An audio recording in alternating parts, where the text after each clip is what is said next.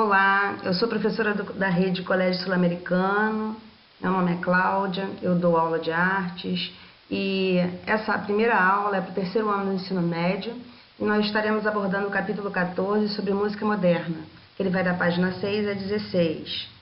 Eu espero que todos estejam com material para que a gente possa falar um pouquinho sobre a modificação da música ao longo dos séculos e da importância e contribuição de vários artistas nesses períodos para facilitar a nossa vida hoje.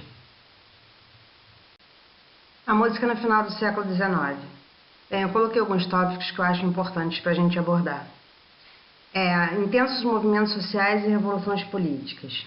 Bem, entre 1830 e 1848, vários europeus ficaram desempregados e houve uma migração deles para as Américas. Nesse mesmo período, houve o chamado Belle Époque, que foi uma mistura de tendências artísticas e desenvolvimento regional.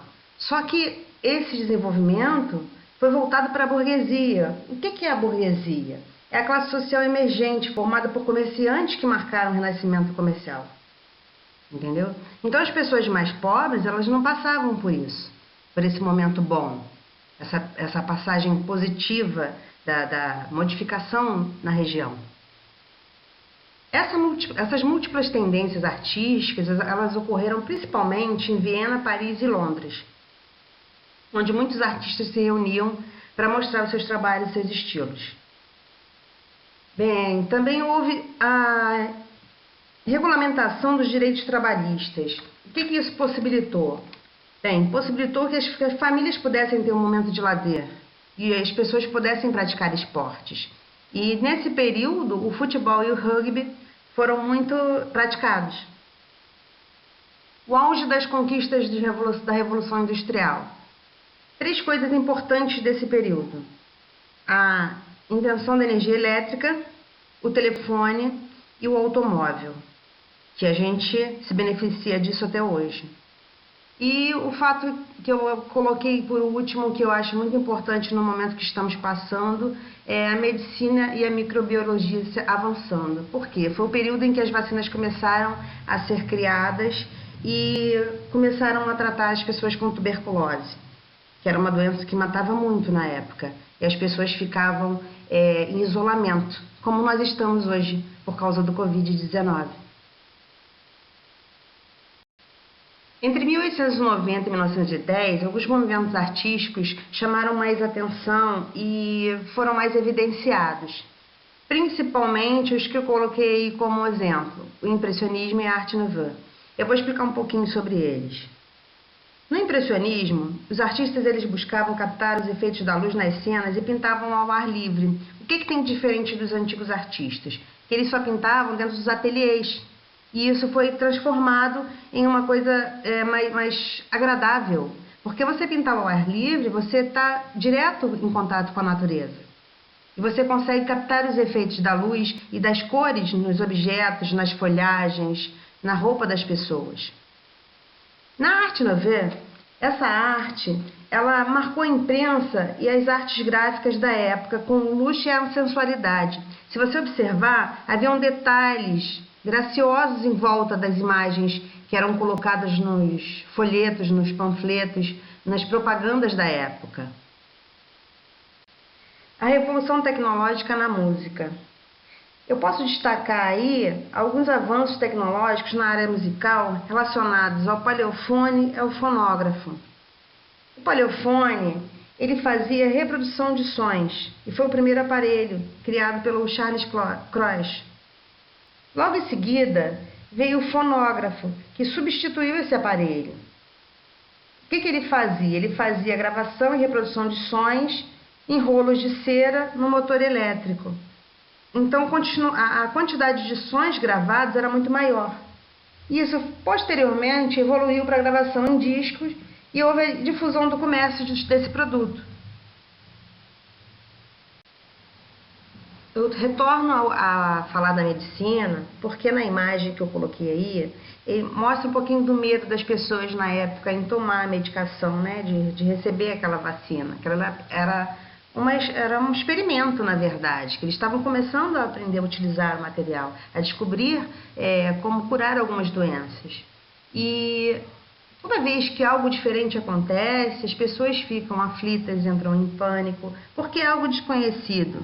Mas graças a pesquisa de muitos cientistas, de muitos estudiosos e da união de todos que se importam pela sociedade, pela população, pela vida do ser humano, nós temos as invenções sendo feitas, a busca pela cura das doenças e eu espero também, gente, que nesse momento que a gente está passando, também seja encontrada a cura para esse Covid-19. Ao lado da imagem, eu coloquei uma evolução que facilitou muito a nossa vida hoje em dia, que foi a criação do rádio, feita por Marconi.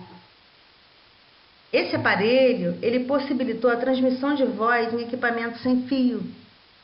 E essa transmissão de voz começou a ser feita para vários lugares e várias pessoas puderam ter acesso. Obviamente, as pessoas com mais condição financeira, ok? A gravação dos sons, ela passou a ter duas modalidades, a notação analógica e a notação simbólica. Na analógica, o registro era feito através de músicas e na simbólica, através de símbolos e caracteres. Nesse período existiam os melômanos. O que são os melômanos? Óbvio, a gente deve ter vários por aí até hoje, que são pessoas que são exageradamente atraídas por música e ouvem a mesma música várias e várias e várias vezes. A gente faz isso? Faz. Quem disser que não faz, está mentindo. Eu sei que tem gente que repete a mesma música porque gosta muito. Conceitos de teoria musical. A gente tem 3 módulos aí. A música modal, a tonal e a atonal. Na modal, existe uma nota central que é trabalhada em toda a melodia. Na tonal, é um conjunto de 3 notas. E na atonal não existe um centro determinado, como nas notas tonal e modal. O atonismo, ele deu liberdade de criação e gerou uma valorização da inovação da música. E a partir daí veio a dodecafonia, né? A música dodecafônica, na verdade, com 12 notas, onde o compositor ele não as repete. Ele faz a sequência e depois pega essa sequência e toca invertida, quer dizer, de trás para frente. Bem, aqui eu coloquei o nome de alguns artistas importantes para a gente não esquecer. Até porque hoje a gente só fala em funk, né? Em rave, em música eletrônica, mas a gente tem que saber que os importantes ficaram lá no passado, foram eles que começaram tudo. Então a gente teve Beethoven, Bach, Chopin, Brahms, Tchaikovsky, e eles não podem ser esquecidos. Vamos tentar, de vez em quando, pelo menos ouvir uma música ou outra, para a gente poder aprender a apreciar outros estilos musicais.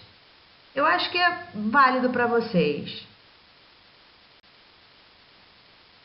Alguns artistas se tornaram referência para as gerações seguintes. Eu coloquei como exemplo o Franz, que foi um excelente pianista da época, e coloquei o Giuseppe, que foi considerado o maior compositor de ópera do período romântico e também compositor mais influente do século XIX. Citei Wagner, porque ele foi o pioneiro nos avanços da linguagem musical, principalmente na música erudita europeia, e Puccini, porque ele escreveu peças orquestrais, música sacra, canções para voz e piano, né? Foi um italiano muito importante na época. E eu finalizo com o Claude, que foi o inaugurador da música moderna. Ele tinha uma variedade de composições. Isso facilitou a vida dos compositores atuais. E a gente encerra essa aula com uma curiosidade. Mozart e Frederick foram considerados gênios. Gênios por quê?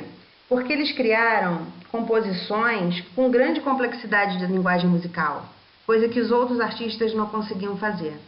E eu deixo um lembretezinho aí para vocês. A gente tem exercício para fazer da página 12 e na página 16. Beijo!